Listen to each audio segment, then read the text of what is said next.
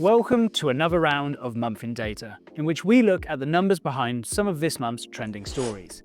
The headlines in the beginning of March largely concern the evolution of US-European relations and collective unity over issues including the defense of Ukraine coming under greater strain. In a bid to increase Europe's ability to defend and deter threats, the European Union's White Paper for European Defence Readiness 2030 outlines a strategy to enhance military capabilities across member states, focusing on 7 priority areas. The details of the White Paper and the associated ReArm Europe plan introduces the financial mechanisms needed to unlock up to €800 billion in defence investment at the national level. The ReArm Europe plan comes at a time at which European defence expenditure has already seen a notable uptick in response to emerging threats. While the ReArm Europe plan has a more general approach, UK Prime Minister Sir Keir Starmer announced the formation of a coalition of the willing in early March, aimed at facilitating an enduring peace for Ukraine. In other news, Google's parent company Alphabet has announced its largest ever acquisition. The $32 billion deal to buy Wiz, the fast-growing cybersecurity startup, dwarfs Google's $12.5 billion acquisition of Motorola Mobility, and further reflects the company's evolution in strategy from advertising and mobile to cloud computing and security. While the deal is subject to regulatory approval upon its close, Wiz will join Google Cloud, the company's ever-growing cloud platform that was already worth over $43 billion in 2024. This investment highlights a growing intention among cloud vendors to enhance security in the AI era.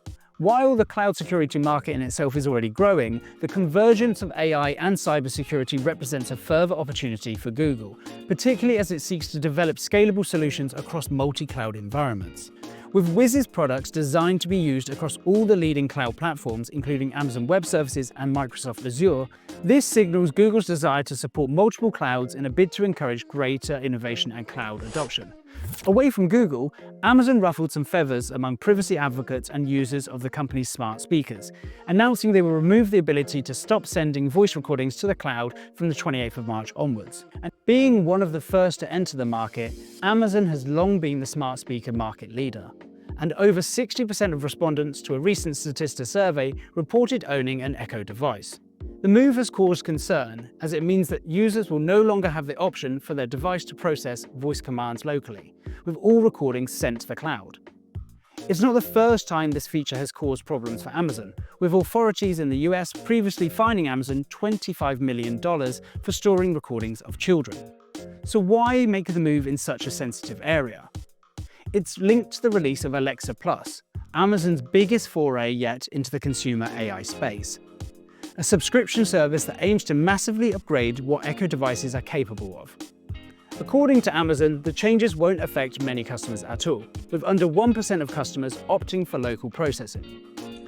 It's lights out and away we go for the 2025 Formula One season, as the sport returned to the streets of Albert Park in Melbourne to see if anyone can stop Max Verstappen from claiming his 5th consecutive World Championship title. Formula One has been enjoying somewhat of a revival in recent years, with Liberty Media updating the sport's brand, and the success of Netflix's drive to survive attracting hordes of new fans. As a result, Formula One Group revenue continues to climb, reaching $3.6 billion in 2024. And this revenue primarily comes from 3 sources: race promotion, media rights including their in-house service F1 TV, and sponsorship fees. And for the teams themselves, millions of dollars in prize money are on the line. While the exact details are a closely guarded secret, industry insiders put the top prize at around $140 million. As the F1 circus starts its race around the world, it seems fans still can't get enough, with last year's Miami Grand Prix breaking US viewership records. One of the most well-known DNA testing companies filed for bankruptcy in March. 23andMe, whose service allows users to spit in a tube and send away the sample for a detailed DNA analysis, has struggled financially with a stagnant growth.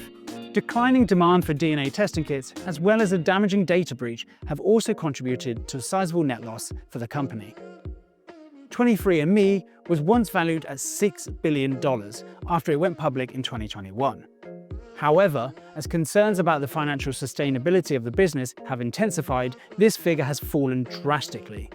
It's fair to say, though, that genetic testing remains a big business, a market that is expected to surge beyond the $90 billion mark over the course of the next decade.